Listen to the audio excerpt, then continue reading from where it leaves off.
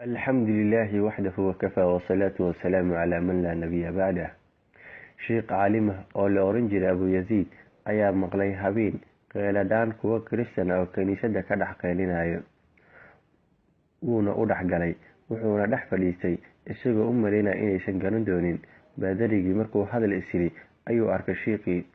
Markaasuu wuxuu yidhi, ma hadlayo ilaa ay naga dhex saartaan ninka muslimka ah. Waxay weydiiyeen, sidee ku ogaatay inuu muslim yahay? Wuxuuna yidhi, muslimiinta wejigooda waxaa ku taala calaamada raadka sujuud ah. Wuxuuna ka codsaday inuu baxo sheekha. Sheekhu wuxuu yidhi, ma baxayo ilaa uu Ilaahay ina kala saaro mooyaane. Baadarigii ayaa yidhi, haddaba haddii ay saas tahay, waxaan ku weydiinaynaa su'aalooyin. Haddii aad ka jawaabtid, diintayda ayaan raacaynaa. Haddii kalena soomaan seef ayaa inaga dhexaysa. Sheekhii ayaa ku yidhi, soo daa su'aalahaaga, asigoo ku kalsoon in Ilaahay qofka muslimka ah xaqa waafajin doono. Baadariga wuxuu yidhi, waxaad ii sheegtaa hal aan 2 noqon, 2 aan 3 noqon, 3 aan 4 noqon, 4 aan 5 noqon, iyo 5 aan 6 noqon, iyo 6 7 aan noqon, 7 aan 8 noqon, 8 aan 9 noqon. Maxayse tahay 9ka mucjiso? Mase taqaanaa 10ka badan karto? Maxay yihiin 1 iyo 10ku? Muxuuse yahay? Sheeg noole wax aan nooleyn ee neefsada. 3 iyo 10 aan 4 iyo 10 noqon. Mase taqaanaa qabrigii la socday qofkiisii? Yaa waayo kuwa runta sheegay ee naarta galay, iyo kuwa been sheegay ee jannada galay? Mase taqaanaa uunka Rabbi abuuray aabi iyo hooyo la-aan? Mase taqaanaa geedka leh laamo, laan kasta 12 laamood, laan kastana ay leedahay 30 warqadood, warqad kastana leedahay 5 sabuul, 3 hooska ku baxa iyo 2 qoraxda ku baxda? Ka jawaab su'aalahaasi. Sheekhu wuu istaagay. Ilaahay buu weydiistay in carabkiisu xaqa ku toosiyo. Wuxuuna yidhi, waaxid aan 2 noqon waa Allah subxaanahu wa tacaala. 2 aan 3 noqon waa habeenkii iyo maalinkii. 3 aan 4 noqon waa afafkii qadar siiyey nabiyullaahi Muusa calayhi salaam. 4 aan 5 noqon waa Towreed iyo Injiil iyo Zabuur iyo Qur-aanka Kariimka ah. 5 aan 6 noqon waa 5 salaadood ee Ilaahay farad yeelay. 6 aan 7 noqon waa maalmihii uu Ilaahay adduunka ku abuuray. 7 aan 8 noqon waa 7 samo ee Rabbi abuuray.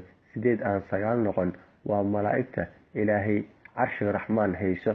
9ka mucjiso waa kuwii Rabbi siiyey Nabi Muuse calayhi salaam.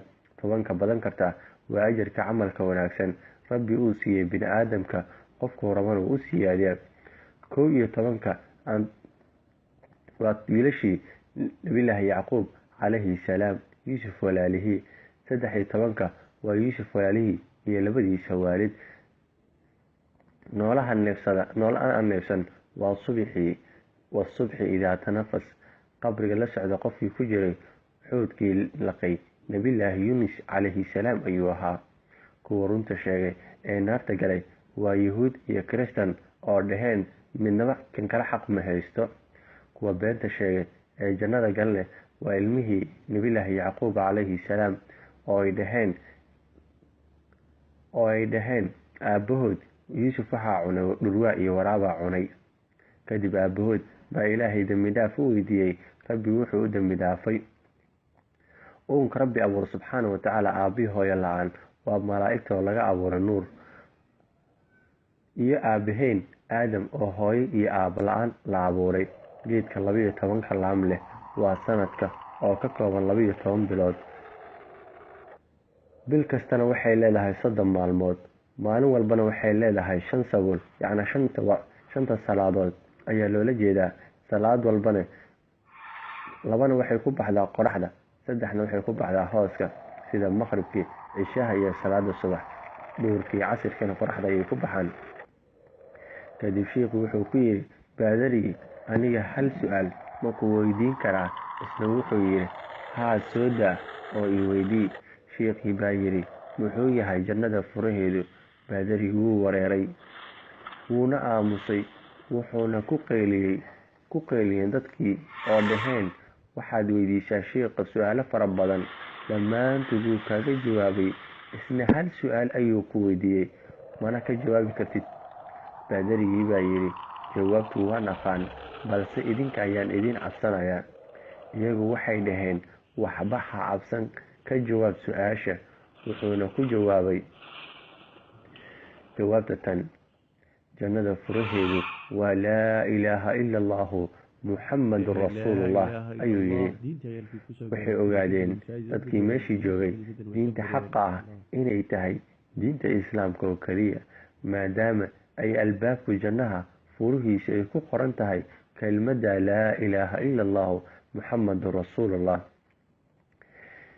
Iyagii hal mar bay kaceen, dhammaantood waxay yidhaahdeen kelmadda tawxiidka laa ilaaha ila allahu muxammadun rasuulullah.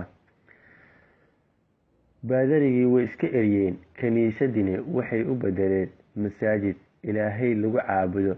ilaahayow, toobad iyo tawxiidka na waafaji yaa rab, yaa rab. ilaahayow, in alaale inta maqalkaan maqashaa ay sii faafisaa, ilaahu jannada ka waraabi.